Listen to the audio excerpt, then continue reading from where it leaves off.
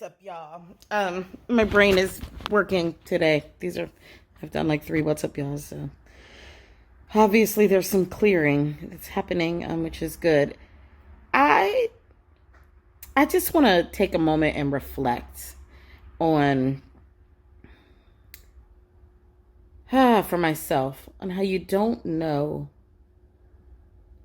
what you're in or the purpose of what you're in or what it will become later, right? Like until you're out of it, right? Like in its season, you will not understand. And my God, do I need to know this right now? In your season, you may not understand what's happening or what's about to happen or what's going to become of that. I was just watching a clip of The Daily Show with Jason Reynolds and Ibram X. Kendi on it. And I feel like I'm pronouncing Ibram's last name incorrectly, so my apologies, because I feel like I'm merging his name and Kendi Wiley. I know I am. Sorry, Ibram. But I just had this moment where I'm watching an old friend community member on The Daily Show. And I all of a sudden was like, I grew up in the DC poetry scene. That is the artistic birthplace of my sort of public facing creative practice.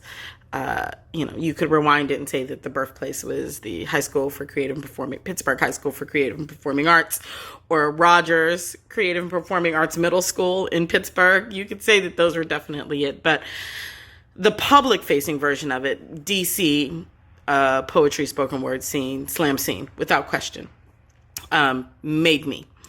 And in that scene, like, some of the greatest writers and creators out are from that scene. Jason Reynolds, Clint Smith, Elizabeth Acevedo,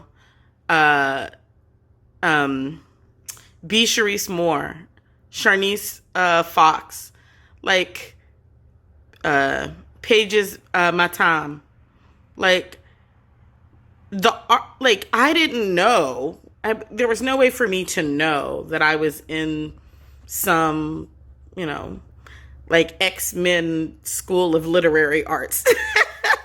And that's not to count the people whose shoulders I stand on, the Gail Danleys, the Joel Diaz Porter DJ Renegade, right? Ta-Nehisi Coates was in that crew talking with those people back then.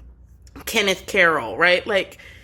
Massive literary talents, and we were just in our local scene, just in our local scene, just at the slam, just competing, just at Mangoes, just just at Busboys and Poets, just being local artists.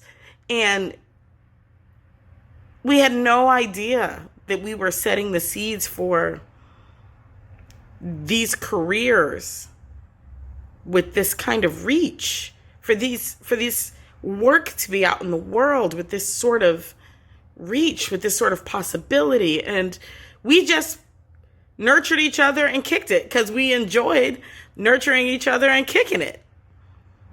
And what a gift. What a tremendous, profound gift. And I say that to say, whether the season you're in is full of joy and camaraderie and kicking it, or whether the season you are in is full of heartbreak and sadness and loss, whether the season is a combination of all of the above, you can't know what those seeds will sprout. You can't know what kind of fruit wants to be born of your efforts in that space. You just can't know it in that time.